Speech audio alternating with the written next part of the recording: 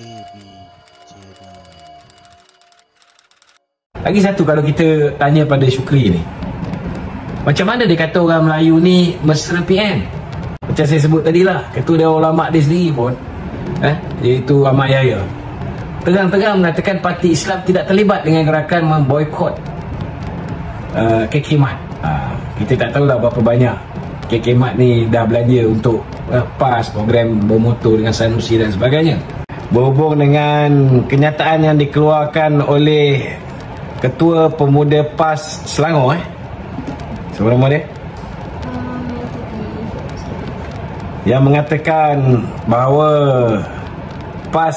Pemuda PAS yakin bahawa mereka akan merampas Kuala Kubu Baru dari tangan DAP.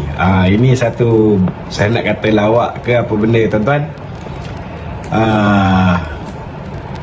Tuan-tuan nilaikan sendiri, saudara. Sebelum saya ulas ni, saya nak beritahu bahawa saya nak highlight sikit kenapa Muhammad Syukri ni begitu yakin bahawa PN akan menang di Kuala Kubu Baru. Macam mana dia boleh begitu yakin? Pertama, dia kena ingat sudah pasti beliau sebenarnya menggunakan kaedah yang sama macam Mat Jagon. Mat Jagon ni tuan-tuan tahulah, Wan Ahmad Faisal dia menggunakan kaedah ilmu firasat agaknya, dan imajinasi yang luar biasa. Ilmu yang sama Mat Jagon pakai ni, saudara, pernah dipakai bila mencadangkan agar bank negara mencitak duit masa musim Covid dulu. Masih ingat lagi, tuan-tuan? Masa musim Covid, dia suruh citak duit banyak-banyak bagi menyelesaikan masalah orang yang sukar mendapat pendapatan sepanjang tempoh lockdown dilakukan. Kemudian PN ini, seperti Wan Ahmad Faisal, Muhammad Syukri ni, mereka ni, tuan-tuan, mereka akan keluarkan kenyataan dulu, kemudian baru dia fikir sama ada kenyataan dia tu betul ataupun tidak, sama ada logik ataupun tidak, belakang cerita, tuan-tuan. Dalam isu Kuala Kubu Baru ni, saudara, bila jumlah pengundi Melayu mencecah 51%, dia begitu yakin bahawa 51% ni akan keluar mengundi. Ini pertama sekali, tuan-tuan, ini pilihan raya kecil. Pilihan raya kecil ni, kita tahu bahawa peratus keluar mengundi memang pasti akan kurang. Lebih-lebih lagi kalau tempat ni tempat DAP yang biasanya MCA pun sukar nak bagi saingan, apatah lagi parti gerakan tak gerak tak makan. Jadi takkanlah 51%. Kalaupun 51% ni semua keluar mengundi, orang Melayu keluar mengundi pun, tuan-tuan, takkan semua 51% ni semuanya mengundi Perikatan Nasional. Itulah sebab saya rasa kadang-kadang nak ketawa pun tak tahu, nak menangis pun tak sampai hati melihat gelagat pemuda-pemuda Perikatan Nasional ni, tuan-tuan. Cakap memang betul-betul guna kepala lutut,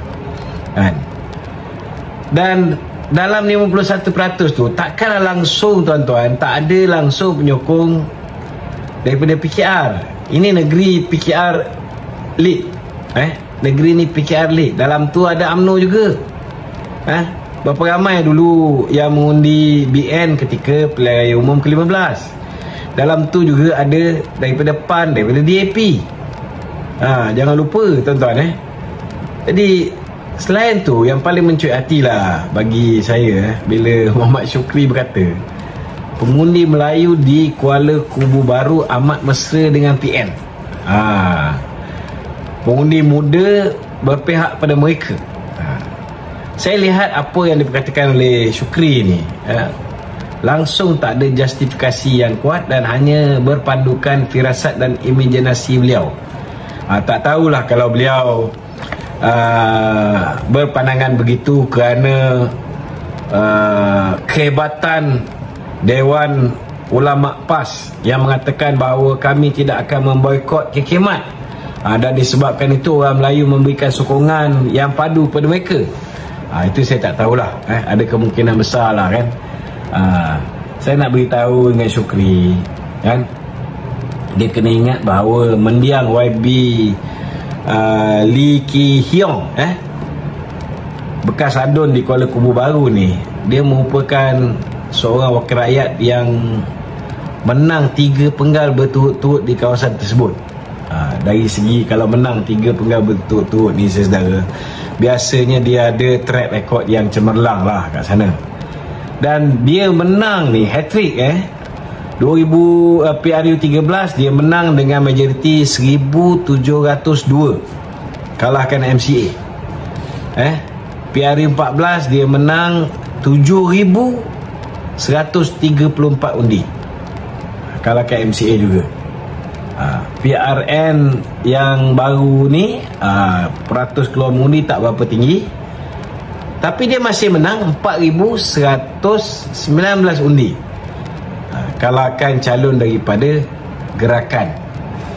Itu pun kita tak nafikan memang ada banyak pengundi Melayu mungkin telah memberikan sokongan kepada calon daripada Perikatan Nasional yang menyebabkan YB He ni tadi YB Lee Ki Hyong, dia punya peratus majoriti dia merosot daripada 7,134 kepada 4,119.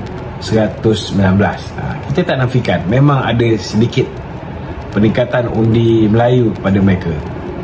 Jadi Muhammad Syukri dan PN juga dia kena ingat bahawa walaupun mereka mengatakan undi DAP merosot daripada 57.8% pada tahun 2018 kepada 54.4% tahun 2023, PHDAP ni dia tetap juga berjaya mempertahankan kursi Kuala Kubu baru dengan majoriti yang masih tinggi 4,119 ni. Jadi walaupun gelombang PN pada ketika itu fitnah dia dengan duit yang dia pakai untuk mendapatkan undi yang begitu besar pun, tapi masih lagi kalah 4,000 lebih.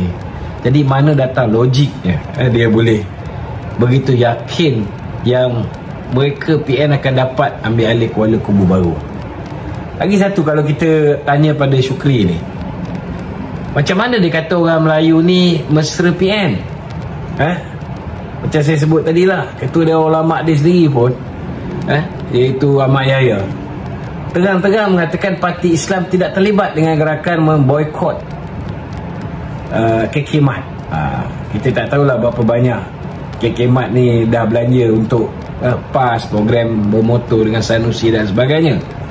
Tetapi saya nak beritahu, isu boikot ini adalah protes umat Islam dan Melayu terhadap penghinaan agama, penghinaan nama Allah.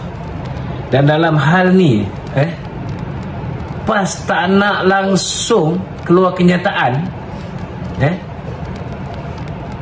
mengecam tindakan yang dilakukan oleh KK Mat. Kita tak pernah dengar tu, tetapi tiba-tiba kenyataan yang keluar daripada pengurusi Dewan Ulama dia ialah mereka tak nak terlibat memboikot KK Mat. Itu je kenyataan yang paling lembut yang PAS pernah keluarkan, kenyataan paling tegas dalam isu kalimah Allah ni. Jadi nampak sangatlah saya rasa PAS ni tak bersama orang Melayu tuan-tuan dalam hal ni. Nampak sangat tak mesra Melayu dan tak mesra Islam. Dia lebih mesra KK Mat. Jadi kepada pengundi-pengundi Melayu dan anak-anak muda Melayu di Kuala Kubu baru, saya nasihat janganlah satu pun undi kalian diberikan kepada Perikatan Nasional pada pilihan raya kecil nanti. Isu penting seperti kalimah Allah pun PAS tak boleh bela. Apatah lagi dia nak bela nasib rakyat di Kuala Kubu baru. Renung-renungkan. Okey.